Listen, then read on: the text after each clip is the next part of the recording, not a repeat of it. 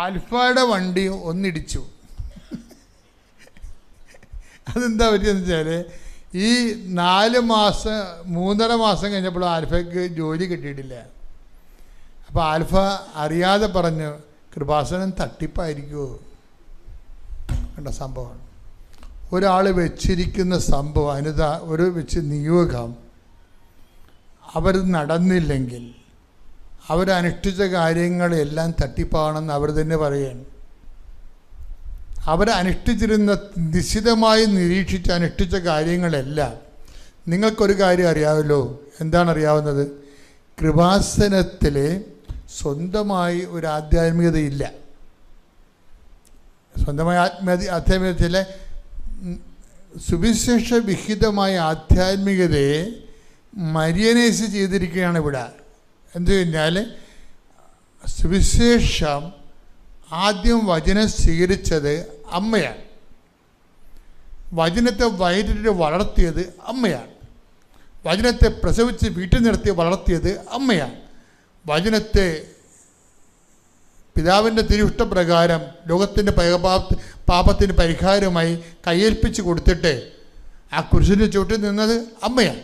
ആ തണുത്ത ശരീരം കയ്യോടെ മേടിച്ചത് അമ്മയാണ്. ആ പുനരുത്ഥാനത്തെ വിശ്വസിച്ചത് അമ്മയാണ്. ലോകത്തിന് യേശുവിനെ കൈമാറിയത് അമ്മയാണ്. അതുകൊണ്ട് തന്നെ അമ്മയിൽ പ്രവർത്തിച്ച ആധ്യാത്മികതയാണ് കൃപാസനത്തിൻ്റെ ആസ്തിഭദ്രത എന്ന് പറയുന്നത്. ഇപ്പം ഞങ്ങൾ വളരെ സത്യസന്ധമായിട്ടാണ് ഈ കരിസ്മാറ്റിക് ലോകം 50 കൊല്ലം കേരളത്തിൽ വലിയ തേരോട്ടം നടത്തിയെങ്കിലും വലിയ ചിലയിടത്തെങ്കിലും കത്തോലിക്ക ച്യുതികൾ സംഭവിച്ചിട്ടുണ്ട്. കാര്യം ചില ധ്യാനകേന്ദ്രങ്ങൾ അക്കാലങ്ങൾ പ്രസംഗിക്കുമ്പോൾ അമ്മയുടെ രൂപങ്ങൾ പോലും ആ സ്റ്റേജിലില്ലായിരുന്നു. ആ ധ്യാനകേന്ദ്രത്തിലേക്ക് ഇന്നത്തെ അവസ്ഥ നിങ്ങൾ നോക്കണം. എനിക്കന്നും സങ്കടമായിരുന്നു. ഇവർ ഈ സുവിശേഷത്തിൻ്റെ കാത്തലിക് പെന്തക്കോസ്റ്റലിസം ഫോളോ ചെയ്യുമ്പോൾ പരിശുദ്ധ അമ്മയും അതുപോലെ തന്നെ കൗദാസ്യ ജീവിതത്തിനും ഒക്കെ ഉടനെയൊക്കെ വലിയ പ്രാധാന്യം മറ്റ് പല വിഷയങ്ങൾ കിട്ടുന്നത് കാത്തലിക് സ്പിരിച്വാലിറ്റിയുടെ സെക്കൻഡ് റെഫറൻസിന് ഫസ്റ്റ് റെഫറൻസ് കൊടുത്താണ് അവിടെ പറഞ്ഞത്. അതിൻ്റെ പിന്നിൽ എന്ത് പറ്റി?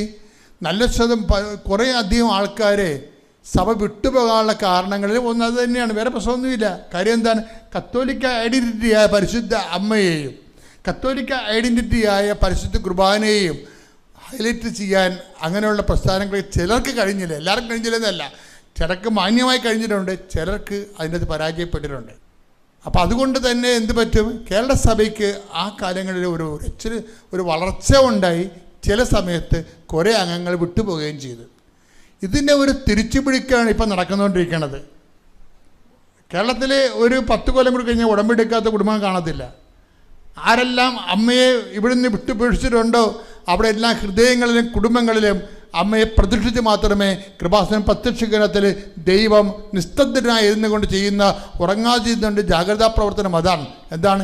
എവിടെയെല്ലാം അമ്മയെ നഷ്ടപ്പെട്ടിട്ടുണ്ടല്ലോ, ആരെല്ലാം സുവിശേഷ സാക്ഷ്യം വഹിക്കുന്നതിൻ്റെ വ്യംഗ്യ അതിൻ്റെ ഭാവത്തിൽ പരിശുദ്ധ അമ്മയുടെ ആധ്യാത്മികത മറന്നുപോയിട്ടുണ്ടോ, ലോകത്തെ യേശുക്രിസ്തുവിനെ കൊടുത്തയാളെ, ലോകത്തിന് യേശുക്രിസ്തുവിനെ കയ്യേൽപ്പിച്ച് കൊടുത്ത് വചനത്തെ വയറ്റിട്ട് വളർത്തിയ ആളെ മറന്നുകൊണ്ട് ഒരു സുവിശേഷ വില യഥാർത്ഥ സഭയ്ക്ക് ഇല്ലെന്നുണ്ടെങ്കിൽ യഥാർത്ഥ സഭയുടെ ആധ്യാത്മികതയെ തിരിച്ചുപിടിക്കുകയാണ് കൃപാസന ഉടമ്പടി ധ്യാനത്തിലൂടെ ചെയ്യുന്നത്.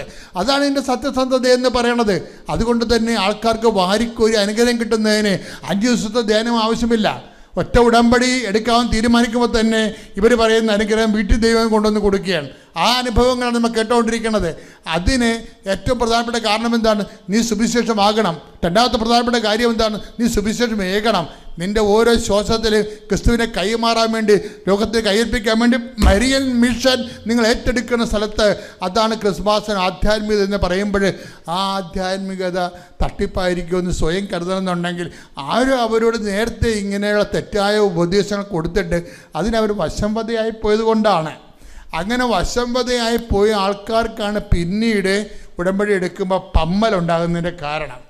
നിങ്ങൾ കൃപാസന ആധ്യാത്മികത നിക്ഷേപിക്കുമ്പോൾ പരിപൂർണമായി നിക്ഷേപിക്കണം. കാര്യം എന്താണ്? അത് പൂർണ്ണമായി കാത്തോലിക്കമാണ്, അത് പൂർണ്ണമായി സഭാത്മകമാണ്, പൂർണ്ണമായി സുവിശേഷപരമാണ്, സുവിശേഷമായ വിശ്വാസ പാരമ്പര്യത്തിൻ്റെ അടിസ്ഥാനമാണ്, കൂദാശകളിലൂടെയുള്ള പരിപോഷണമാണ്. ഓരോ വിഷയം നിങ്ങൾ എടുത്തു നോക്കിക്കോ. സഭയെല്ലാം നവീകരിക്കപ്പെടുകയും ഐക്യപ്പെടുകയും അനേകായിരങ്ങൾ സഭയിലേക്ക് തിരിച്ചു വരികയും ചെയ്ത അനേകം കർത്താവിനെ അറിയാത്ത ലക്ഷക്കണക്കിന് മനുഷ്യർ കർത്താവിനെ അറിയുകയും ചെയ്യുന്ന ഒരു കാലഘട്ടത്തിലാണ് നമ്മൾ ഈ ആധ്യാത്മിക ശുശ്രൂഷ നിർവഹിക്കുന്നത്. അതുകൊണ്ട് തന്നെ ഏതെങ്കിലും തരത്തിൽ ഇപ്പോൾ ഇവരങ്ങനെ പെട്ടെന്ന് വിചാരിച്ചു, പക്ഷെ വിചാരിച്ചെങ്കിൽ അങ്ങനെ വിചാരിച്ചുകൊണ്ടാണെന്ന് തോന്നുന്നത്. പിറ്റേ ദിവസം അവരെ ഒരു ഇൻ്റർവ്യൂവിന് വിളിച്ചിട്ട് എന്ത് ചെയ്ത് അവർ അമേരിക്കൻ സ്കൂൾ അവരെ ഇൻ്റർവ്യൂവിന് വിളിച്ചു. ആ ഇൻ്റർവ്യൂവിൻ്റെ അകത്ത് അവരോട് പറഞ്ഞേക്കുന്നത് അവർ പഠിപ്പിക്കേണ്ട ക്ലാസ് മാത്രമേ ചോദിച്ചുള്ളൂ. അതവർ പറഞ്ഞ് പല കാര്യങ്ങൾ പറഞ്ഞിട്ട് ഇൻ്റർവ്യൂ പെട്ടെന്ന് പൂർത്തിയാക്കിയിട്ട് അവർക്ക് നല്ല ശമ്പളത്തിലാണ് അമ്മ ജോലി കൊടുത്തിരിക്കുന്നത് ഈ ഉടമ്പടി പ്രകാരം. പക്ഷെ ഒരു പ്രശ്നമുണ്ട്, ഒരു നിമിഷമെങ്കിലും നിങ്ങൾ ഈ ഉടമ്പടിയെ സംശയിച്ചിട്ടുണ്ടെങ്കിൽ നിങ്ങളുടെ ഇടിച്ച വണ്ടി പോലെയാണ്, ഒരു സംശയമില്ല. അത് നിങ്ങൾക്ക് മനസ്സിലാകത്തില്ല, പക്ഷെ മെക്കാനിസ്റ്റ് വരുമ്പോൾ അറിയാൻ പറ്റും ഇതൊന്ന് തട്ട് കിട്ടിയിട്ടുണ്ടല്ലോ എന്ന് തോന്നും. ഒന്ന് തട്ട് കിട്ടിയതാണല്ലോ, എവിടെയോ ഒന്ന് ഇടിച്ചിട്ടുണ്ടെന്ന്. നേരെ കണ്ട വണ്ടി കച്ചവടക്കൊക്കെ മനസ്സിലാകത്തില്ല. മെക്കാനിസ്റ്റ് വന്ന് കുരുക്കി നോക്കുമ്പോൾ എവിടെയാണ് തട്ടിയതെന്നും അങ്ങോട്ട് ചെന്ന് ഇടിക്കണേ ചെയ്ത് ഇങ്ങോട്ട് വന്ന് ഇടിക്കണേ ചെയ്തെന്നൊക്കെ അവൻ പറയും. ഒരിക്കലും വിശ്വാസത്തിൽ, അപ്പോൾ ഉടമ്പടി വിഷയത്തിൽ തന്നെയല്ല, വിശ്വാസത്തിൻ്റെ വിഷയത്തിൽ ഒരു മനുഷ്യന് നിലനിൽക്കണമെങ്കിൽ ആദ്യം തന്നെ വിഷയം എന്താണ്? സംശയിക്കാതിരിക്കണം. നിങ്ങൾ ഏറ്റവും കൂടുതൽ പ്രാർത്ഥിക്കേണ്ടത് എന്തിനാണെന്നറിയാവോ? സംശയിക്കാതിരിക്കാനുള്ള വിശ്വാസം തരാൻ വേണ്ടി പ്രാർത്ഥിക്കുക. കർത്താവ് ദൈവമേ, ജീവിതത്തിന്റെ പരീക്ഷണങ്ങളിലൂടെയും ദൈവദത്തമായ പരിശീലനങ്ങളിലൂടെയും കടന്നു പോകുമ്പോൾ ഞാൻ പരിശീലനം നേടുന്നതിന് പകരം എന്റെ കാര്യം നടക്കാൻ താമസിക്കുന്നു എന്ന് വിചാരിച്ച് സംശയിക്കാതിരിക്കുവാൻ കർത്താവേ എന്നെ അനുഗ്രഹിക്കണമേ. ശ്രദ്ധിക്കട്ടെ. ഹല്ലേലൂയ, ഹല്ലേലൂയ, ഹല്ലേലൂയ,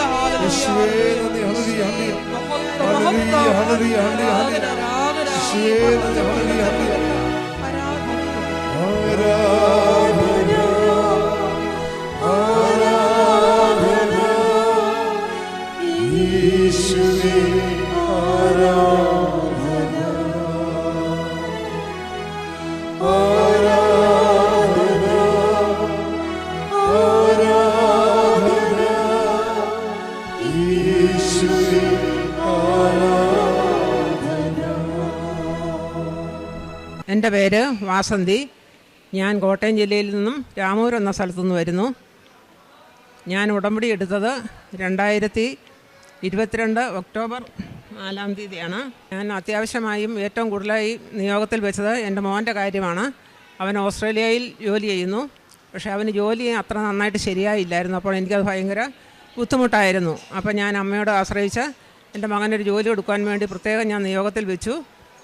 എൻ്റെ അമ്മ അത് രണ്ടാമത് ഞാൻ ഉടമ്പടി പുതുക്കിയപ്പോഴേക്കും അത് സാധിച്ചു തന്നു.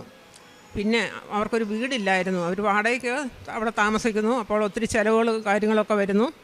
അത് സാധിക്കാൻ പറ്റാതെ അവനെപ്പോഴും എന്നോട് ബുദ്ധിമുട്ട് വിളിച്ച് പറയും, അമ്മേ വീടൊന്നും ശരിയാകുന്നില്ല, വലിയ ബുദ്ധിമുട്ടാണ്, ഇനി ഞാൻ വീട് നോക്കുന്നില്ല, ഞാൻ നോക്കി മടുത്തു, സാമ്പത്തികമായിട്ടൊന്നും ചേരുന്നില്ല. അപ്പോൾ ഞാൻ ഇല്ല മോനെ, അമ്മ തരും, നമുക്ക് അമ്മ തരാതിരിക്കില്ല, അമ്മ നിന്നെ ഉപേക്ഷിക്കലടാ, ഞാൻ നിയോഗത്തിൽ വെച്ചിട്ടുണ്ട് എന്ന് പറയും. അപ്പോൾ അങ്ങനെ നിയോഗത്തിൽ വെച്ചു. 3 ഉടമ്പടി പുതുക്കിയപ്പോഴേക്കും അവന് ഒട്ടും പ്രതീക്ഷിക്കാത്ത രൂപത്തിൽ നല്ലൊരു വീട് ലഭിച്ചു. അത് അതിനെപ്പറ്റി വിശദമായിട്ട് മോൻ സംസാരിക്കും. പിന്നീട് എനിക്ക് ഒത്തിരി ആരോഗ്യ പ്രശ്നങ്ങളൊക്കെ ഉണ്ട്. അതെല്ലാം എൻ്റെ അമ്മയുടെ ഞാൻ നിയോഗത്തിൽ വെച്ചിട്ടുണ്ടായിരുന്നു. എൻ്റെ അമ്മ എന്നെ ഒത്തിരി വഴി നടത്തുന്നുണ്ട്. പിന്നെ ഞങ്ങൾക്ക് എൻ്റെ വീട്ടിൽ 38 വർഷമായിട്ട് ഞങ്ങൾക്ക് വഴിയില്ലായിരുന്നു. ആ വഴി ഞങ്ങൾക്ക് കിട്ടി. അത് ഏറ്റവും അത്യാവശ്യമായൊരു കാര്യമായിരുന്നു. സന്തോഷത്തോടെ അവർ വഴി തന്നു. അത് ഞാൻ എൻ്റെ അമ്മയ്ക്ക് നന്ദി പറയുന്നു. പിന്നീട് എനിക്ക് ഒത്തിരി പറയുവാൻ, നല്ലൊരു കുടുംബജീവിതം, നല്ല സമാധാനമായ എൻ്റെ മക്കളുടെ ജീവിതത്തിലെല്ലാം എനിക്കുണ്ടായി. അതൊക്കെ ഒത്തിരി ഒത്തിരി ഒത്തിരി നന്ദിയോട് പറയുന്നു. പിന്നെ എൻ്റെ പ്രേക്ഷിത പ്രവർത്തനം എന്ന് പറയുമ്പോൾ ഞാൻ പത്രമെല്ലാം കൃത്യമായും കൊടുക്കുന്നുണ്ട്. പിന്നെ കാരുണ്യ പ്രവർത്തികൾ എന്ന് പറഞ്ഞാൽ എനിക്ക് ആരോഗ്യപരമായിട്ട് പറ്റുന്നത് പോലെ, എന്നെക്കൊണ്ട് പറ്റുന്നത് പോലെ ഞാൻ എല്ലാവരും സഹായിക്കും. സാമ്പത്തികമായിട്ടും വാക്കാലും പ്രവർത്തിയാലും എല്ലാ തരത്തിലും ഞാൻ എല്ലാവരും സഹായിക്കുന്നു. ഇത്രയൊക്കെ എനിക്ക് എൻ്റെ അമ്മയുടെ ഇതിൽ പറയുവാൻ എനിക്കുള്ളൂ. ഉള്ള കാര്യം എൻ്റെ അമ്മയുടെ മുമ്പിൽ പറയുവാൻ വേണ്ടിയാണ് ഞാൻ ഒത്തിരിയായിട്ട്, മോൻ വരാത്തതുകൊണ്ട് എന്നെക്കൊണ്ട് പറയിപ്പിച്ചില്ലായിരുന്നു. അപ്പോൾ അതുകൊണ്ട് ഞാൻ അല്പം താമസിച്ചു പോയി. പരിശുദ്ധ അമ്മയ്ക്കും തിരുക്കുമാരനും ഒത്തിരി നന്ദി. എനിക്ക് വേണ്ടിയിട്ട് എൻ്റെ അമ്മ പറഞ്ഞു. അതിൻ്റെ 1-2 കാര്യങ്ങളും കൂടെ പറയാനുള്ളതെന്ന് പറഞ്ഞു കഴിഞ്ഞാൽ, ഞങ്ങൾ 2020 ആദ്യം ഓസ്ട്രേലിയയിലേക്ക് മൂവ് ചെയ്തു. അതിനു മുമ്പ് അയർലൻഡിലും കുറച്ചു കാലം ദുബായിലും ഒക്കെ ആയിരുന്നു. അപ്പം ഞങ്ങളുടെ ആഗ്രഹം നാട്ടിൽ വന്ന് ജീവിക്കുക എന്നുള്ളതായിരുന്നു.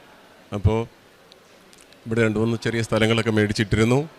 അപ്പോൾ ഓസ്ട്രേലിയക്ക് കോവിഡ് തുടങ്ങുന്ന സമയത്ത്, ഓസ്ട്രേലിയക്ക് 2009 മുതൽ ഒരു 5-6 ചാൻസ്, എൻ്റെ വൈഫ് നേഴ്സാണ്, ഞാൻ എഞ്ചിനീയറിങ് കഴിഞ്ഞ എഞ്ചിനീയറാണ്, അപ്പോൾ കിട്ടിയിട്ട് ഞങ്ങൾ വേണ്ട എന്ന് വെച്ചിരുന്നു. കാരണം ഞങ്ങൾക്ക് അങ്ങനെ ഓടി നടക്കാനൊരു ആഗ്രഹം ഇല്ലായിരുന്നു. പക്ഷേ കോവിഡിൻ്റെ തൊട്ട് മുൻപായിട്ട് 1 വർഷത്തോളം നാട്ടിൽ വന്ന് നിൽക്കേണ്ട ഒരു ആവശ്യം വന്നായിരുന്നു. അപ്പോൾ നാട്ടിൽ നിൽക്കുക അത്ര സുഖകരമല്ല എന്ന് മനസ്സിലായതുകൊണ്ട് വീണ്ടും ഓസ്ട്രേലിയക്ക് ട്രൈ ചെയ്തു. പെട്ടെന്ന് തന്നെ സിഡ്നി കിട്ടി. ഞങ്ങൾ അങ്ങോട്ട് മൂവ് ചെയ്തു. സിഡ്നിയിൽ എത്തിക്കഴിഞ്ഞപ്പം എനിക്ക് ജോലി തടസ്സം, ഒരു 12 വർഷമായിട്ട് ജോലി തടസ്സം ഉണ്ടായിരുന്നു. ഞാൻ വിപ്രോയിലായിരുന്നു എഞ്ചിനീയറായിട്ട് ജോലി ചെയ്തുകൊണ്ടിരുന്നത്. അതിനുശേഷം അതിൻ്റെ പുറകിൽ കുറച്ച് കാരണങ്ങളൊക്കെ ഉണ്ടായിരുന്നു. ഇനി ജോലി തടസ്സങ്ങളുണ്ടായിരുന്നു. അപ്പോൾ ഓസ്ട്രേലിയയിൽ ചെന്ന് ഞങ്ങൾ ആദ്യം റെൻറ്റിന് വീടെടുത്തു. അവിടെ ഏതാണ്ട് 1.5 വർഷമായപ്പോൾ അവിടുത്തെ ഹൗസിങ് മാനേജ്മെൻറ്റുമായിട്ട്, വീടിൻ്റെ മേൽനോട്ടം വഹിക്കുന്ന മാനേജ്മെൻറ്റുമായിട്ട് ഒരു കോൺഫ്ലിക്റ്റ്, ഒരു തർക്കമുണ്ടായി. അവർ വീട് പ്രോപ്പറായിട്ടൊരു മെയിൻ്റനൻസ് ചെയ്യാത്ത അവസ്ഥയിൽ ഞാൻ അവരോട് 1-2 തവണ ദേഷ്യപ്പെടുകയും മെയിൽ അയക്കുകയൊക്കെ ചെയ്യേണ്ടി വന്നു.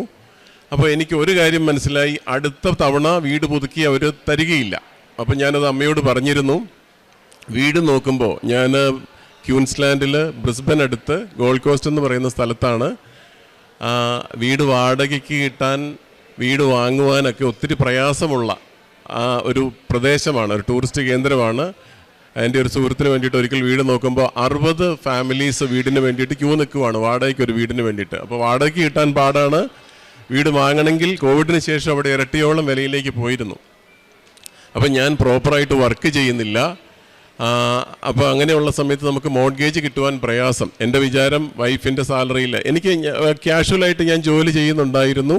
പക്ഷേ ബാങ്കുകാർക്ക് നമുക്ക് പ്രോപ്പർ ഒരു ജോലി ചെയ്യുന്നുണ്ട് എന്നുള്ളതിൻ്റെ പ്രൂഫ് ഉണ്ടെങ്കിൽ മാത്രമേ ലോണിലേക്ക് അവർ നമ്മളെ അടുപ്പിക്കുകയുള്ളൂ. അപ്പോൾ ഞാൻ അങ്ങനെ ഇരിക്കുമ്പോൾ എനിക്ക് ജോലിയില്ല. എനിക്ക് എൻജിനീയറിംഗ് വിട്ട് മറ്റുള്ള ജോലി ചെയ്യാൻ എനിക്ക് മാനസികമായിട്ട് ഇഷ്ടമില്ലായിരുന്നു. അപ്പോൾ ഞാൻ അങ്ങനെയൊന്നും നോക്കിയില്ല. പക്ഷേ അമ്മയോട് ഇക്കാര്യം പറഞ്ഞപ്പോൾ അമ്മ ഇത് ഉടമ്പടിയിൽ നിയോഗം വെച്ചു. ഞാനത് അറിഞ്ഞില്ല. അപ്പോൾ അമ്മ എന്നോട് പറയുന്നുണ്ട്, മാതാവ് ശരിയാക്കി തരും എന്നൊക്കെ പറയുന്നുണ്ട്. ഞാൻ മാതാവിൽ ഒത്തിരി വിശ്വസിക്കുന്ന ആളാണ്. എങ്കിൽ പോലും ഞാൻ നോക്കുമ്പോൾ എൻ്റെ ചിന്തയിൽ ഞാൻ ഒന്നും കാണുന്നില്ല. യെശയ്യാ 55:8 എൻ്റെ ചിന്തകൾ നിങ്ങളുടേതുപോലെയല്ല, ആകാശം ഭൂമിയേക്കാൾ ഉയർന്നു നിൽക്കുന്നു എന്ന് വചനം പറയുന്നുണ്ട്. എൻ്റെ ചിന്തയിൽ ഒരിക്കലും എനിക്ക് പെട്ടെന്നൊരു ജോലി കിട്ടുവാൻ ഒരു വഴി കാണുന്നില്ല. അതുകൊണ്ട് ഞാൻ അങ്ങനെ അപ്ലൈയും ചെയ്യുന്നില്ല. പക്ഷേ കാഷ്വലായിട്ട് ഞാൻ എൻ്റെ ജോലികളുമായിട്ട് ചെയ്യുന്നു. എനിക്ക് വീട്ടിലെ ബാക്കി കാര്യങ്ങൾ നോക്കാനും പിള്ളേരെ സ്കൂളിലാക്കാനൊക്കെ ഞാൻ കുറച്ച് ഫ്രീ ആയിട്ടിരിക്കേണ്ടതും ആവശ്യമായിരുന്നു. ആ ദിവസങ്ങളിൽ എൻ്റെ ഒരു സുഹൃത്ത് എന്നെ തുടർച്ചയായിട്ട് നിർബന്ധിച്ച് ഞാൻ അവിടുത്തെ ഒരു മെയിൻ ഹോസ്പിറ്റലിലേക്ക് സ്റ്റെറിലൈസേഷൻ ജോലിയിൽ അപ്ലൈ ചെയ്യാണ്. അപ്പം എനിക്ക് അപ്ലൈ ചെയ്യാൻ മടിയാണ്. ഒരു ദിവസം ആൾ വിളിച്ച് പറയും, നീ സുമേഷ ഇന്നോലെ വിളിച്ചോ? ഞാൻ പറയും വിളിച്ചില്ല. അടുത്ത ദിവസം വിളിക്കും, ഇന്നും വിളിച്ചില്ല. അടുത്ത 3ാമതൊക്കെ വിളിച്ചപ്പോഴത്തേക്കും പിന്നെ അപ്പം നമുക്ക് തന്നെ ഒരു പ്രയാസം. ഞാൻ പുള്ളിയുടെ നിർബന്ധം കാരണം ഞാൻ അപ്ലൈ ചെയ്തു. അന്നൊരിക്കൽ ഞാൻ എൻ്റെ അമ്മയുടെ ചേച്ചിയെ ഇവിടെ ഫോൺ വിളിക്കുമ്പോൾ അമ്മയുടെ ചേച്ചി എന്നോട് ഇങ്ങനെ ചോദിച്ചു, മോനെ ഇനി നിനക്ക് ജോലിയൊക്കെ കിട്ടുക അത്ര എളുപ്പമാണോ എന്ന് ചോദിച്ചു. പിറ്റേ ദിവസം ഞാൻ അമ്മയുടെ ചേച്ചിയെ ഒന്നുകൂടെ വിളിച്ചു. ഒരു 11 മണിയായപ്പം ഞാൻ വിളിച്ചിട്ട് പറഞ്ഞു, എനിക്ക് ജോലിയായി. വളരെ പെട്ടെന്ന് ലൈറ്റ്നിങ് ആയിട്ട് എനിക്കൊരു ജോലി. അധികം വലിയ ശമ്പളമൊന്നുമല്ല, പക്ഷേ ബാങ്കുകാർക്ക് അത് ധാരാളമായിരുന്നു. അങ്ങനെ പയ്യെ ഞങ്ങൾ 2 പേരും, ഹസ്ബൻഡിനും വൈഫിനും ജോലിയിലേക്ക് വന്നു. അത് വെച്ചിട്ട് വീടിൻ്റെ ലോണിന് അപ്ലൈ ചെയ്തു. അപ്പോഴും ഞാൻ പെർമനൻ്റ് ഒന്നും ആയിട്ടില്ല. 2-3 മാസം അങ്ങനെ കടന്നുപോയി. പെട്ടെന്ന് തന്നെ എന്നെ ഹോസ്പിറ്റലുകാർ പെർമനൻ്റ് ആക്കി. പിന്നെ ഈ സ്റ്റെറിലൈസേഷൻ ഈ കോഴ്സൊന്നും ഞാൻ പഠിച്ചിട്ടില്ല. ഇവിടെയാണ് എനിക്ക് തോന്നുന്നു നാട്ടിൽ 2 വർഷത്തെ കോഴ്സാണ്. പുറത്താണെങ്കിൽ ഒരു മിനിമം 6 മാസം ഉണ്ട്. ഞാൻ ആ ജോലിക്ക് ജോയിൻ ചെയ്തിട്ടാണ് ഒരു കോഴ്സിന് പാരലായിട്ട് ഞാൻ ജോയിൻ ചെയ്ത് അത് പഠിക്കാൻ തുടങ്ങിയത്. അപ്പം നമ്മുടെ ഒരു സാഹചര്യം ഒട്ടും അനുകൂലമല്ലാതിരുന്നിടത്ത് അമ്മ അതൊരുക്കി. അതിനുശേഷം ലോണിൻ്റെ കാര്യത്തിലേക്ക് വന്നപ്പോൾ ഞങ്ങളായിരിക്കുന്ന പ്രദേശത്ത് കൂടുതലും ബ്രോക്കർമാരാണ് ബാങ്കിൽ നിന്ന് ലോൺ ശരിയാക്കി തരിക. അപ്പം ബ്രോക്കർമാരെയൊക്കെ ഒത്തിരി മലയാളി ഏജൻറ്റുമാരൊക്കെ ഉണ്ട്. പലരും പറയും ഇപ്പം നിനക്ക് എപ്പോൾ ശരിയാക്കി തരാമെന്ന് പറയും. ചെന്നപ്പം നമ്മൾ സാലറി സർട്ടിഫിക്കറ്റും ഡോക്യുമെൻസും എല്ലാം കൊടുത്തു കഴിയുമ്പോൾ വേണ്ട ലോണിൻ്റെ പകുതി പോലും നമുക്ക് സാങ്ഷൻ ഇല്ല എന്ന് പറഞ്ഞ് വരികയാണ്. ഈ ഏജൻറ്റുമാരുടെ അടുത്ത് പോകുന്നത്, ഏജൻറ്റുമാരാണെങ്കിൽ അവരെങ്ങനെയെങ്കിലും കുറച്ച് പൈസ കൂടുതൽ വാങ്ങിത്തരും. പക്ഷേ അവിടെ ഒന്നും ശരിയാകാത്ത സമയത്ത് നമ്മുടെ പ്രതീക്ഷകൾ ഏതാണ്ട് തീർന്നു. അപ്പം ഞാൻ അമ്മയോട് പറയും, ഇനി വീടിന് ശരിക്കും നല്ല ബുദ്ധിമുട്ടാണ്, വാടകയ്ക്ക് കിട്ടാൻ പോലും പ്രയാസമാണ്, നമ്മൾ ഒത്തിരി കാലം തപ്പി നടക്കണം. അങ്ങനെ ഇരിക്കുന്ന സമയത്ത് ഞാനൊരു ബാങ്കിൽ, അവിടെ ഒരു സെൻറ്റ് ജോർജ് ബാങ്കിൻ്റെ സ്റ്റാഫിനെ കോണ്ടാക്ട് ചെയ്തപ്പോൾ വളരെ അത്ഭുതകരമായിട്ട് പ്രതീക്ഷിക്കാത്ത രീതിയിൽ അവർ ലോൺ തരുവാണ്. ലോൺ തന്നു. ആ സമയത്ത് വീട് പയ്യെ കാണുന്നു. ഞങ്ങളുടെ കയ്യിൽ ഒതുങ്ങാത്ത നമ്മുടെ സ്വപ്നത്തിന് ഇച്ചിരി മേലുള്ള ഒരു വീട് കണ്ട് ആ വീട് ഒരിക്കലും ഞാനത് കയറി ചെന്നത് തന്നെ ഇങ്ങനെയാണ്. അതായത് അവിടെ ഒരു പർട്ടിക്കുലർ ടൈം ഉണ്ടാകും, മിക്കവാറും ശനിയാഴ്ചയും ഞായറാഴ്ചയാണോ വീട് ഓപ്പൺ ചെയ്യുക. അപ്പോൾ ആ ഒരു വീട്ടിൽ കയറി ചെന്നപ്പോൾ കുറേ 6 മാസത്തോളം വീട് കണ്ടു നടന്നു, വീട് മേടിക്കാനായിട്ട്. ചിലത് നമ്മുടെ ബഡ്ജറ്റിൽ ഒതുങ്ങില്ല, നമുക്കിഷ്ടപ്പെടുന്നതിന് നമുക്ക് ബഡ്ജറ്റ് പോരാ. ഇനി അവിടെ ഓപ്ഷനിലാണ് കൂടുതൽ വീടുകൾ വിൽക്കുക. അപ്പം നമ്മളൊരു വിലയിട്ടാൽ അതിൻ്റെ ഒത്തിരി മേലെ അടുത്ത ആൾക്കാർ വിലയിട്ടാൽ വീട് കൈവിട്ടു പോകും. അപ്പോൾ എന്നെ സ്പിരിച്വലായിട്ട് ഹെൽപ്പ് ചെയ്യുന്ന എൻ്റെ ഒരു സിസ്റ്റർ എന്നോട് പറയും, ഈശോ നല്ല വീടാണ് കാണിച്ചു തരുന്നത്. സുമേഷ്, ഓരോ വീടും കാണുമ്പോൾ ഞാനിങ്ങനെ വിളിച്ചു ചോദിക്കും. കാരണം ചില വീട്ടിലൊക്കെ കയറി ചെല്ലുമ്പോൾ ഈ സാത്താനാരാധനയുടെ സിമ്പലുകളൊക്കെ ഇരിക്കുന്നത് ഞാൻ കണ്ടിട്ടുണ്ട്. അപ്പോൾ ഞാൻ ഓരോ വീട്ടിലേക്കൊക്കെ ഒരു തീരുമാനം എടുക്കുന്നതിന് മുമ്പ് ഞാനിങ്ങനെ ഒരു പ്രാർത്ഥന ചോദിക്കും, ഇത് പ്രൊസീഡ് ചെയ്യാമോ, ഒരു ചീത്തയാണെങ്കിൽ എനിക്കതിൻ്റെ കാര്യമില്ല, വേണ്ട എന്നുള്ള രീതിയിൽ. അപ്പോൾ ഞാനിങ്ങനെ ഓരോ വീടിൻ്റെ അഭിപ്രായം ചോദിക്കുമ്പോൾ ഈ സിസ്റ്റർ എന്നോട് പറഞ്ഞു തരും, സുമേഷ് ഈശോ നല്ല വീടാണ് കാണിക്കുന്നത്. എനിവേ ഈ നമ്മുടെ ബഡ്ജറ്റിലോ നമ്മുടെ കഴിവിനോ ഒന്നും ഒതുങ്ങാത്ത ഒരു വീട് ഈശോ വളരെ അത്ഭുതകരമായിട്ട് ഞങ്ങൾക്ക് ഒരുക്കി തന്നു. വളരെ പുതിയൊരു വീട്, അതൊരു custom design Italian landlord ആയിരുന്നതിന് മുമ്പുണ്ടായിരുന്നു. ഉള്ളി 3 വർഷം മാത്രം പഴക്കം. അപ്പോൾ അത് ഞങ്ങളുടെ സ്വപ്നത്തിലോ ഞങ്ങളുടെ ബഡ്ജറ്റിലോ ഒന്നും ഒതുങ്ങാത്ത ഒരു വീടായിരുന്നു. അപ്പോൾ ഈ ജോലി തന്ന് പയ്യെ എന്നെ അമ്മ കൂട്ടിക്കൊണ്ട് പോകുന്നത് എനിക്ക് ഇപ്പം നോക്കുമ്പോൾ വളരെ വ്യക്തമായിട്ട് തിരിച്ചറിയാൻ പറ്റുന്നുണ്ട്. ഞങ്ങളുടെ കുടുംബ ജീവിതത്തിലുമൊക്കെ അതിശക്തമായിട്ട് ഇടപെട്ട് ഞങ്ങളെ താങ്ങി നിർത്തി. 2020 ആദ്യം കോവിഡിൽ എയർപോർട്ട് അടയ്ക്കുന്നതിന് ഒരാഴ്ച മുമ്പാണ് ഞാൻ കയറിപ്പോയത്. ഇപ്പോൾ ഈ 2 ആഴ്ച മുമ്പ് മാത്രമാണ് എൻ്റെ ജീവിതത്തിൽ ആദ്യമായിട്ട്. ഞാൻ വളരെ ഹോം സിക്ക് ആയിട്ടുള്ള ആളാണ്. എനിക്ക് വീട്ടിൽ നിന്ന് മാറി നിൽക്കുക എന്ന് പറഞ്ഞ് ഭയങ്കര ബുദ്ധിമുട്ടാണ്. വിപ്രോയിലൊക്കെ ബാംഗ്ലൂർ ജോലി ചെയ്യുമ്പം ഒരു പകൽ തങ്ങുവാൻ വേണ്ടിയിട്ട് മാത്രം ഞാൻ വീട്ടിൽ വന്ന് പോയിട്ടുണ്ട്. അപ്പോൾ അങ്ങനെയുള്ള ഞാൻ ഒരു വീടൊക്കെ വാങ്ങിയിട്ട് വരാം എന്ന് കരുതി രണ്ടും കൽപ്പിച്ച് കുറച്ചങ്ങ് എക്സ്റ്റെൻഡ് ചെയ്തത് പയ്യെ അങ്ങ് നീണ്ടുപോയി. ഇങ്ങനെ കുറച്ച് കാലത്തിന് ശേഷമാണ് വരുന്നത്. അതുകൊണ്ട് സാക്ഷ്യം പറയാൻ കുറേ താമസിച്ചു. 2 മക്കളാണ്, മക്കൾ വന്നിട്ടുണ്ട്. ജീവിതപങ്കാളിക്ക് വരാൻ പറ്റിയില്ല. പരിശുദ്ധ അമ്മ, അവിടുത്തെ തിരുക്കുമാരൻ ഞങ്ങളുടെ ജീവിതത്തിൽ ചൊരിഞ്ഞുകൊണ്ടിരിക്കുന്ന എല്ലാ അനുഗ്രഹങ്ങൾക്കും ഒത്തിരി നന്ദി പറയുന്നു. ആദ്യമായി ഈശോയ്ക്കും തിരുക്കുമാരനും കൃപാസന പ്രസാദരുമായും നന്ദി. ഞാൻ ലിറ്റി കോട്ടയത്ത് നിന്ന് വരുന്നു.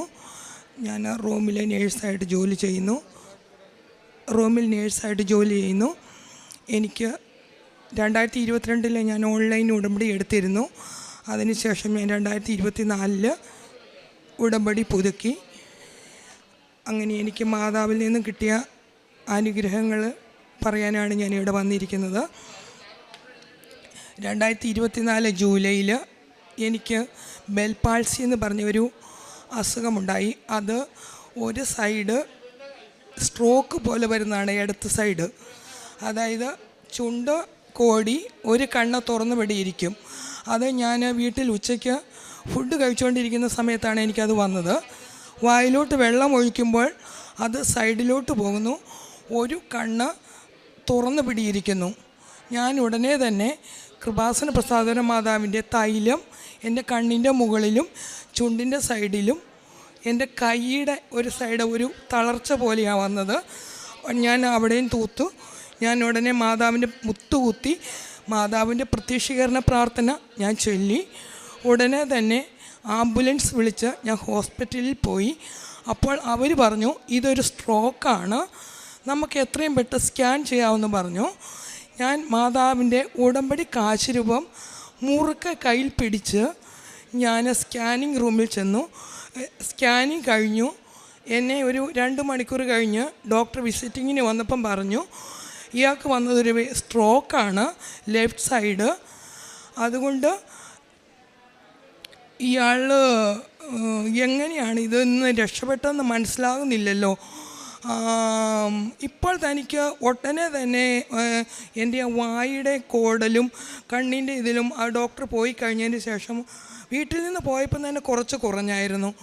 എന്നോട് പറഞ്ഞു മെഡിസിനൊന്നും വേണ്ട. അന്ന് രാത്രിയിൽ തന്നെ എൻ്റെ വീട്ടിലേക്ക് വിട്ടു. അതിനുശേഷം എനിക്ക് വീട്ടിൽ വന്നതിന് ശേഷം ഞാൻ വൈകുന്നേരം കുടുംബ പ്രാർത്ഥനയിൽ മുട്ടുകുത്തി. എൻ്റെ ഹസ്ബൻഡിന് അധികം വിശ്വാസമില്ലായിരുന്നു. കുടുംബ പ്രാർത്ഥനയോട് പുള്ളിക്ക് താല്പര്യമില്ല. ഞാൻ കുരിശ് വരയ്ക്കുമ്പോൾ പറയും, നീ തന്നെ കുരിശ് വരച്ചാൽ മതി, നീ കൃപാസനത്തിൽ പോയി ഉടമ്പടി എടുത്തല്ലേ എന്ന് പറയുമായിരുന്നു. പക്ഷേ അന്ന് മുതൽ എല്ലാ ദിവസവും രാവിലെ 5:30 ഞാൻ പ്രാർത്ഥിക്കാൻ നിൽക്കുമ്പോൾ 5:30 എന്നല്ല, ചിലപ്പോൾ 4-ന് എഴുന്നേൽക്കും. കാരണം ജോലിക്ക് പോകുമ്പോഴേന് 5:30 എഴുന്നേൽക്കണം. അതുകൊണ്ട് നേരത്തെ ഞാൻ ഏൽക്കുമ്പോൾ എൻ്റെ ഹസ്ബൻഡ് കൂടെ മുട്ടുകൂത്തി എൻ്റെ കൂടെ പ്രഭാത പ്രാർത്ഥന, അച്ഛൻ്റെ ഉടമ്പടി പ്രാർത്ഥന ചെല്ലുവാനായിട്ട് മുട്ടൽ കുത്തി എൻ്റെ കൂടെ തിരി കത്തിച്ച് കൂടുമായിരുന്നു. അതിനുശേഷം എല്ലാ ദിവസവും എൻ്റെ ഹസ്ബൻഡിന് കൂടുതൽ വിശ്വാസം വന്നു ഉടമ്പടിയിൽ. അതിൽ ഹസ്ബൻഡിന് ഞാൻ ഉടമ്പടി ഉപ്പ് ഭക്ഷണത്തിൽ ഞാൻ കൊടുക്കുമായിരുന്നു. അങ്ങനെ കൂടുതൽ എൻ്റെ വിശ്വാസത്തിലേക്ക് എൻ്റെ ഹസ്ബൻഡ് വന്നു. അതിനുശേഷം ഞാൻ 2024-25 ഞാനൊരു ചെക്കപ്പിന് കാരിത്താസ് ഹോസ്പിറ്റലിൽ പോയിരുന്നു. അപ്പോൾ അവിടെ ചെന്നപ്പോൾ ഞാൻ റോമിൽ നിന്ന് ഞാൻ വന്ന് ഉടനെ തന്നെ ഞാൻ അവിടെ പോന്നപ്പം പറഞ്ഞിരുന്ന നാട്ടിൽ വന്ന് ഉടമ്പടി പുതുക്കാമെന്നായിരുന്നു. പക്ഷേ ഞാൻ പുതുക്കാൻ വരുന്നതിന് മുന്നേ തന്നെ ഞാൻ കാരിത്താസ് ഹോസ്പിറ്റലിൽ ഒന്ന് ചെക്കപ്പിന് പോയായിരുന്നു. ചെക്കപ്പ് ചെയ്യാൻ പോയപ്പോൾ എൻ്റെ റൈറ്റ് സൈഡ് വോക്കൽ കോഡിൽ ഒരു വലിയ സിസ്റ്റ് 8.6 mm വളർന്ന് നിൽക്കുക. അപ്പോൾ ENT ഡോക്ടർ എന്നോട് പറഞ്ഞു, ഇത് നമുക്ക് വെച്ചുകൊണ്ടിരിക്കേണ്ട, എത്രയും പെട്ടെന്ന് നമുക്ക് ബയോപ്സി എടുക്കണം, ഇത് ശരിക്കും ക്യാൻസറാണ്, എനിക്ക് ഒന്നും പറയാനില്ല, നമുക്ക് എത്രയും പെട്ടെന്ന് ചെയ്യണമെന്ന് പറഞ്ഞു. ഞാൻ ഉടനെ തന്നെ ഉടമ്പടിയിലാണല്ലോ, മാതാവൊന്നും വരുത്തത്തില്ല എന്ന് പറഞ്ഞു ഉടനെ തന്നെ ഡോക്ടർ സ്കാനിങ്ങിന് വിട്ട് സാധാരണ സ്കാനിങ് ചെയ്താൽ ഉടനെ തന്നെ എല്ലാവർക്കും അന്നേരം അലർജി വരുന്നതാണ്. എനിക്ക് 10 മണിക്കൂർ കഴിഞ്ഞ് വീട്ടിൽ വന്നപ്പോഴാണ് അലർജി വരുന്നത്. പിറ്റേ ദിവസം ബയോപ്സി പറഞ്ഞിരുന്നതാണ്. ചെറുതായിട്ടൊരു ചൂടുകുരു പോലെ വന്നു. പിറ്റേ ദിവസം സർജറിക്ക് ചെയ്യാമെന്നുള്ള ഉദ്ദേശത്തിൽ കാരിത്താസിൽ ചെന്നപ്പോൾ ഡോക്ടർ പറഞ്ഞു, ഇത് അലർജിയുടെ ഇതുകൊണ്ട് നമുക്ക് ചെയ്യാൻ പറ്റത്തില്ല, ഒരു കാര്യം ചെയ്യുക, വീട്ടിൽ പൊക്കോ, അടുത്ത ആഴ്ച വാ. അപ്പോൾ ഞാൻ മനസ്സിൽ കൃപാസന പ്രസാദ മാധവനോട് പ്രാർത്ഥിച്ചു. ഞാൻ അവിടെ നിന്ന് വന്നപ്പോൾ ഉടമ്പടി പുതുക്കാമെന്ന് പറഞ്ഞിരുന്നാണല്ലോ, മാതാവിൻ്റെ അടുത്ത് വരാത്തതുകൊണ്ട് മാത്രമാണ് എനിക്കിങ്ങനെ വന്നത്. ഞാൻ ശനിയാഴ്ച ഇവിടെ വന്ന് ആ റിപ്പോർട്ടുമായിട്ട് ഇവിടെ വന്ന് ഉടമ്പടി പുതുക്കി ഞാൻ അച്ഛൻ്റെ ബ്ലെസ് വാങ്ങിച്ചു. അച്ഛൻ എനിക്കൊരു ചെറിയ കാശ് രൂപം തന്നിരുന്നു. തലയിൽ ബ്ലെസ് ചെയ്തിട്ട് അച്ഛൻ എന്നോടൊന്നും മിണ്ടിയില്ല. അപ്പോൾ ഞാൻ വിചാരിച്ചു എല്ലാവരോടും അച്ഛൻ പറയുമല്ലോ, സാക്ഷ്യം വന്ന് പറയണം. ഞാൻ ഒരുപാട് വിഷമിച്ചു. സാരമില്ല, മാതാവ് കൈവിടത്തില്ല, ആ ഒരു ധൈര്യത്തിൽ ഞാൻ പോയി. പിറ്റേ ആഴ്ച ഞാൻ കാരിത്താസിൽ പോയി അഡ്മിറ്റായി. ആ ഡോക്ടർ തന്നെ ഈ റൈറ്റ് സൈഡിൽ ചെക്ക് ചെയ്തു. അപ്പം പറഞ്ഞു, ലെഫ്റ്റ് സൈഡിലോട്ട് ആദ്യത്തെ ഇതിൽ പറഞ്ഞായിരുന്നു, ലെഫ്റ്റ് സൈഡിലോട്ട് ഒരു ചെറിയ നീർക്കെട്ടിൽ കാണുന്നുണ്ടെന്ന് പറഞ്ഞായിരുന്നു. അന്ന് പറഞ്ഞു പുള്ളിക്കാരി അത്ര ലെഫ്റ്റ് സൈഡ് വലിയ കുഴപ്പമില്ല, സാരമില്ല, നമുക്ക് എത്രയും പെട്ടെന്ന് ചെയ്യാം ബയോപ്സി ചെയ്തു. ഞാൻ ബയോപ്സിക്ക് പോകാൻ നേരത്തെ അന്ന് മുതൽ നേരത്തെ ഞാൻ പ്രാർത്ഥന ഞാൻ ഒരിക്കലും മുടക്കിയിട്ടില്ല. മാതാവിൻ്റെ കാശ് രൂപ ഞാൻ എവിടെ ജോലിക്ക് പോകുമ്പോഴും എപ്പോഴും എൻ്റെ ബാഗിൽ അല്ലെ എൻ്റെ ഡ്യൂട്ടി ഡ്രസ്സിൻ്റെ കയ്യിലുണ്ട്. അങ്ങനെയാണ് ഞാൻ പോയിക്കൊണ്ടിരുന്നത്. അവസാനം ഡോക്ടർ ബയോപ്സി ചെയ്തു. ഡോക്ടർ ബയോപ്സി വലിയ ഹാപ്പി ആയിട്ടൊന്നുമില്ല ചെയ്തേ, നല്ല രീതിയിൽ റൈറ്റ് സൈഡിൽ പുള്ളി ബയോപ്സി ചെയ്തു. ഒരാഴ്ച കഴിഞ്ഞ് റിപ്പോർട്ട്, ഞാൻ അതിന് മുന്നേ അച്ഛൻ്റെ ബ്ലെസ്സിങ് വാങ്ങിച്ചായിരുന്നു. റിപ്പോർട്ട് വന്നു, ഒരു കുഴപ്പമില്ല, ക്യാൻസറും ഇല്ല, ഒന്നുമില്ല, നെഗറ്റീവാണ്. അത് ചെറിയ എന്തോ ഒരു കൂടുതലായിട്ട് ഇൻഫെക്ഷൻ്റെ ബ്ലഡ് ഇൻഫെക്ഷൻ ആയിട്ടുള്ളതാണ്. ഒരു കുഴപ്പമില്ല, ഒരു മരുന്നും വേണ്ട. എനിക്ക് ഉറപ്പായിട്ടും വിശ്വാസമുണ്ട്, എൻ്റെ മാതാവ് എനിക്കത് മാറ്റി തന്നതാണ്. അതുകൊണ്ട് തന്നെ എൻ്റെ സൗണ്ട് ഇത് കുറഞ്ഞു വന്നുകൊണ്ടിരുന്നത്. ഇപ്പോഴും എനിക്ക് ബയോപ്സി ചെയ്തതിന് ശേഷം പണ്ടത്തേലും ഇത്തിരിയും കൂടെ ബെറ്ററായിട്ട് എൻ്റെ സൗണ്ട് ഉണ്ട്. എന്ന് തന്നെയാണ് എന്നോട് പറഞ്ഞു. ഇപ്പോൾ സർജറി വേണ്ട, ഒന്നും വേണ്ട, നീ ചെക്കപ്പ് ഇടയ്ക്ക് ആണ്ടിൽ വർഷത്തിൽ വരുമ്പോൾ ചെയ്താൽ മാത്രം മതി എന്നാണ് എന്നോട് പറഞ്ഞിരുന്നത്. പിന്നെ ഞാൻ കാരുണ്യ പ്രവർത്തികൾ ഞാൻ ചെയ്യുന്നത്, പാവങ്ങൾ ഭക്ഷണം വീട്ടിൽ നിന്നുണ്ടാക്കി പാവപ്പെട്ട രോഗികൾക്ക് കൊണ്ടുപോയി കൊടുക്കുന്നുണ്ട്. പിന്നെ ഞാൻ ഡ്രസ്സ് പുതിയത് വാങ്ങിച്ച് ഇവിടെ ഓഫീസ് കൊടുത്തിട്ടുണ്ട്. പിന്നെ ഞാൻ കോട്ടയം മെഡിക്കൽ കോളേജിൽ ക്യാൻസർ വാർഡിൽ പോയി ഞാൻ പത്രം കൊടുക്കുന്നത് വീട്ടിൽ നിന്നും വിശ്വാസപ്രമാണം ചൊല്ലി വെഞ്ചിരിച്ച തൈലം തൂത്ത് എല്ലാവരോടും എൻ്റെ എല്ലാ കാര്യങ്ങളും പറഞ്ഞാണ് ഞാൻ കൊടുത്തുകൊണ്ടിരിക്കുന്നത്. പിന്നെ ലോക്കറ്റ് ഇവിടുന്ന് വാങ്ങിച്ചുകൊണ്ട് പോയായിരുന്നു. തീരെ വയ്യാതെ ട്യൂബിട്ട് വെള്ളം പോലും ഇറക്കാൻ മേലാത്ത അപ്പച്ചന്മാർ അരികിൽ മെഡിക്കൽ കോളേജ് സൈഡിൽ കീമോതെറാപ്പി കഴിഞ്ഞ് കിടക്കുന്നുണ്ട്. അവർക്ക് ഞാൻ തൈലം തൂത്ത് പ്രാർത്ഥിച്ച് ഒരു മാതാവിൻ്റെ കാശ് അവർ കൈ കൂപ്പി വണങ്ങിയാണ് വാങ്ങിക്കുന്നത്. കൃപാസന പത്രം ഞാൻ അവിടെ കൊണ്ടുപോയി എല്ലാവർക്കും കാര്യങ്ങൾ എനിക്ക് വന്ന അനുഭവം പറഞ്ഞാണ് കൊടുത്തുകൊണ്ടിരിക്കുന്നത്. പിന്നെ ഫുഡ് തീരെ പൈസ ഇല്ലാത്തവർക്ക് ഞാൻ വാങ്ങിച്ച് മെഡിക്കൽ കോളേജിൽ കൊടുത്തു. തീരെ വയ്യാതെ ഇരിക്കുന്നവർ എൻ്റെ അടുത്ത് വന്ന് കൈ നീട്ടി മുന്നോട്ട് പോകാൻ ഒരു രക്ഷയില്ല മോളെ, എന്തെങ്കിലും പൈസ തരണം, അവർക്ക് ഞാൻ പൈസ കൊടുത്ത് ഞാൻ സഹായിച്ചിട്ടുണ്ട്. ഇതൊക്കെയാണ് ഞാൻ ചെയ്ത കാരുണ്യ പ്രവൃത്തികൾ. എനിക്ക് ഇത്രയും അനുഗ്രഹങ്ങൾ തന്ന കൃപാസനം പ്രസാദപര മാതാവിനും ഈശോയ്ക്കും കോടാനുകോടി നന്ദി.